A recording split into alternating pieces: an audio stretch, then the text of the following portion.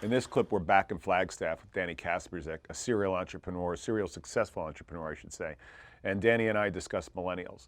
You know, the world is taking a big dump on millennials, and it's undeserved. And the people who are taking the dump on the millennials are actually the one who raised the millennials to put the millennials in the spot they're in right now. Danny shares his thoughts, which I support, on the Danny shares his thoughts on the millennials and how they are moving all industries, especially medtech, forward. You're pro-millennial. I'm pro-millennial by many years. Yeah. I love working with millennials, teaching them what I know, but seeing how they can teach me stuff as we grow the businesses, and just seeing the abilities that they have to generate innovation and the work ethic that people can bring to taking a startup to the next level. And it's the team, it's not me. It's the team that's going to get us to the next level. It's the team that got me at Machine Solutions. It's the team that took me there at POBA and Simple. I mean, it's the team that does the work. I mean, I'm in there grinding with them every single day, and I love going to work every morning. But the team is really where the real core of what's getting done is going on. So you're not jumping on the bash the millennial? Oh no. I think they're empowered with skills that people our age didn't have, and if they use the skills and the power of technology, they're going to be able to do phenomenal things. It's not the end of the world. It's not the end of innovation. The millennials aren't changing the way people work. It's a different workplace, but different isn't necessarily bad. Yeah. I would agree with that. Yeah, no, I've enjoyed it. I'm with Todd Hewson in Dublin, and a player's always a player. Todd was a previously sitting president and CEO of, I believe, Olympus, and then before that of a division of Smith & Nephew. Todd points out that it's the player, not the game. And he is one of those CEOs who has successfully, because of his attitude, he has successfully made the transition from a really big organization down to a small one, and he's crushing it in a big way. You've run these very large conglomerates, and then you stepped out and said, I'm going to go into this little small startup in Boston. Why? To be honest, Joe, my wife looked at me and said, are you just checking a box right now? Because you just want to see if you can go raise money and do these things? I said, you know, surprisingly, no. You know, I was groomed my whole life to be a CEO of these big companies, and all of a sudden, it was a great opportunity to look at this technology.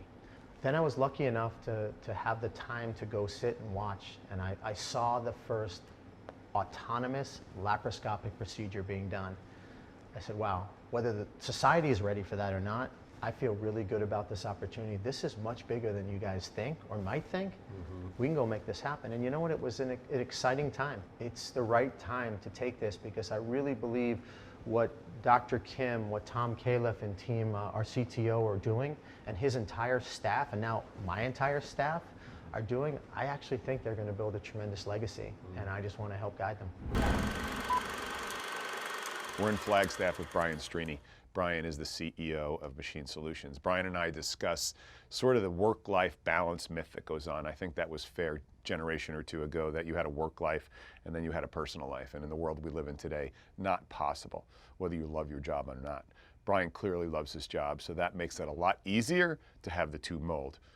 Check this out and then balance yourself. Decide which one you want to be. Work life, personal life, differential, or are you fortunate enough to roll them both together? The days of work life being divided are over, aren't they? Yes. You know, with technology, with you know, our phones and being connected constantly, the carryover from when you leave work to your home life is inherent. And so, you know, one of the things that I've had to do is really be conscious of how much I engage with my phone and work when I'm at home. You know, put it on the shelf, let's have fun with the kids, and then maybe later on after they're in bed, go back and check some email or something. But you can't sit there and try to juggle the two, because you're really not engaged in either. No, you're not in. Did you ever fake to go to the bathroom to check your messages? Yeah. No, I've had plenty of knocks on the door. I know you're not in there that long for any. You're on your phone, you know, especially on vacation. Yeah. Right? You're like, I'm just gonna go get a coffee. Yeah. Right? Oh yeah. Right?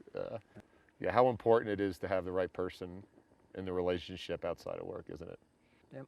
And you know, that's my mom. My wife Sarah has been that rock. You know, like she keeps it all together. in our home life, and she's really the person that I know I can turn to when things get busy or crazy at work, and she'll say, okay, I got it, I understand, we got you covered. Yeah.